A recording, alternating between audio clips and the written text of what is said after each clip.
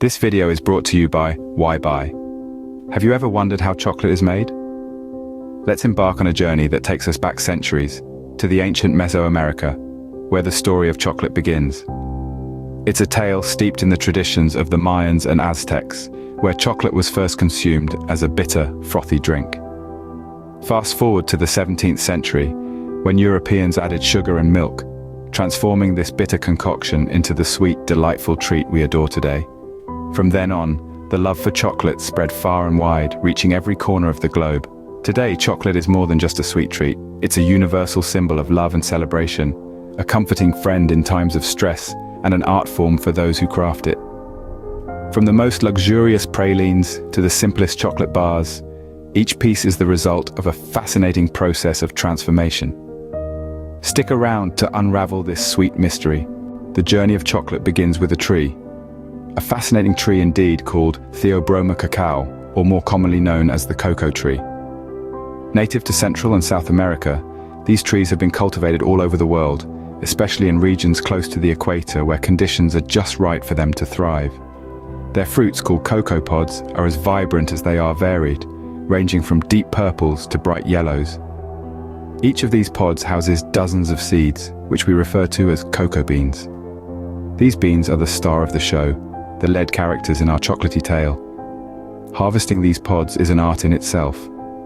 Farmers carefully cut them down, avoiding damaging the tree or the precious beans inside. Once harvested, these pods are cracked open, revealing the cocoa beans nestled within. And so, the cocoa beans, once harvested, are ready for the next stage. The stage where they begin their transformation into the sweet delight we all adore. The real magic happens in the transformation from bean to bar. Our journey continues as the cocoa beans, now harvested and gathered, begin their transformative journey. The process begins with fermentation, a crucial step that can make or break the flavor of the chocolate. The beans are placed into large, shallow containers where they're left to ferment naturally under the tropical sun for 5 to 7 days. During this time, the beans undergo a metamorphosis. The pulp surrounding the beans slowly drains away, and a series of complex chemical reactions occur, leading to the development of the rich, distinctive chocolate flavor we all know and love. Once the fermentation process is complete, the beans are spread out to dry. They're left under the sun for about a week, being turned frequently to ensure an even drying process. If you like this type of video, please like and subscribe to our channel. This will help our channel to grow and provide more of these interesting videos for you to watch. Don't forget to hit the notification bell. Now on with the video. This results in a reduction of the moisture content and further enhances the flavor of the beans. Then comes the roasting process. The beans are heated to high temperatures, an action that brings out the deep, dark, addictive aroma of chocolate. It's this step that truly transforms the cocoa beans, giving them their characteristic chocolate flavor.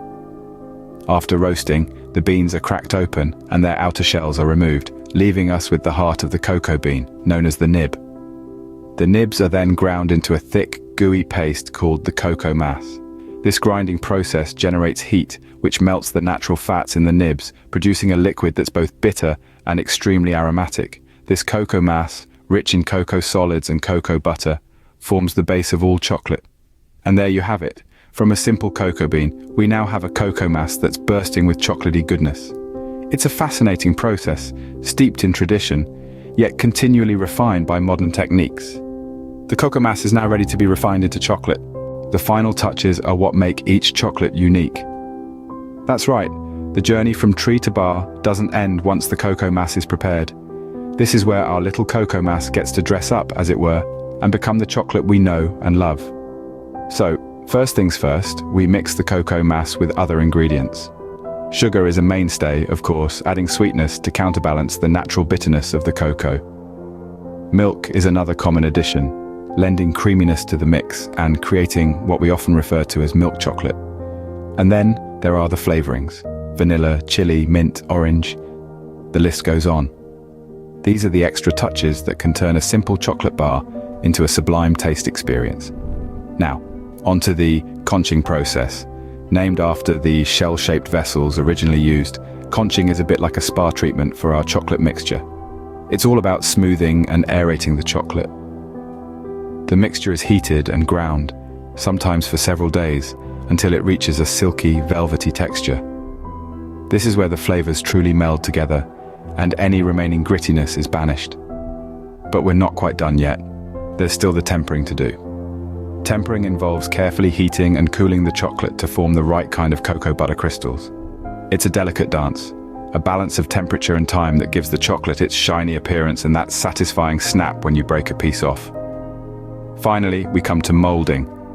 The tempered chocolate is poured into molds, and as it cools, it takes on the shape of the mold. This could be anything from a simple bar to intricate shapes for special occasions. Once it's cooled and hardened, it's popped out of the mold, ready for the final step. And voila, the chocolate is ready to be packaged and enjoyed. So next time you bite into a piece of chocolate, remember the journey it's taken, from a humble cocoa bean to the delectable treat in your hands. So, how is chocolate made? Let's take a moment to appreciate the journey, shall we?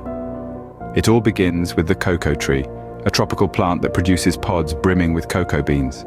These beans are diligently harvested, fermented, and dried under the sun, a process that takes several days and a lot of care. Once dried, the beans are shipped off to factories where they're roasted to perfection, bringing out those rich, chocolatey flavors we all adore. The roasted beans are then crushed into nibs and ground into a thick paste called cocoa liquor. This liquor is further refined, tempered, and molded, a process that takes considerable skill and precision. It's here, in the hands of skilled artisans, that the magic truly happens, as the molten chocolate is transformed into the glossy bars we see on store shelves. So, next time you bite into a piece of chocolate, remember the journey it's been on to bring you that moment of sweet delight. Please like and subscribe for more videos from Why Buy.